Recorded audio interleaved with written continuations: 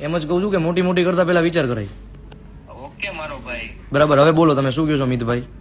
ખાલી તું વિડીયો કાઢી નાખ. ઓકે, હવે પાર્ટીના મને કોલ આવે છે કે તમારા ઉપર. હું વાત કરી લઉં છું, બરોબર? ઓકે તને સિંગલ ફોન નહીં આવતો, પ્લીઝ વિડીયો કાઢી નાખ. ઓકે, આમાં મારી કઈ વાક છે? આરતી સાંગાણી કે દેવાંગ ગોહિલનો કઈ વાક છે? નહીં, તમારો કઈ વાક નથી મારો ભાઈ. ઓકે, અને હવે ભાઈ અમારું મેનેજમેન્ટ હું પોતે કરું છું અને અમારા મને વિડીયો ખબર છે ભાઈ, અને આ પ્રોગ્રામ છે ને દિવાળી પહેલા લખાઈ ગયો હતો મારો ઓકે, ભાઈ. તો મેં તમને નાઈ પાડી હતી ને કે મારે નથી કરવાનો પ્રોગ્રામ? હા, પણ એ તે ના પાડી હતી, હા. બરોબર? હા એ પેમેન્ટમાં આપણે ઇશ્યુ આવ્યો તો હા એટલે તે ના હા પાડી હા, હતી. તો તમારો હક એટલો નથી બનતો કે પાર્ટીને આપણે ઇન્ફોર્મ કરી દઈએ? હેલો. તમારો એટલો હક તો બને છે ને કે આપણે પાર્ટીને ઇન્ફોર્મ કરી દઈએ?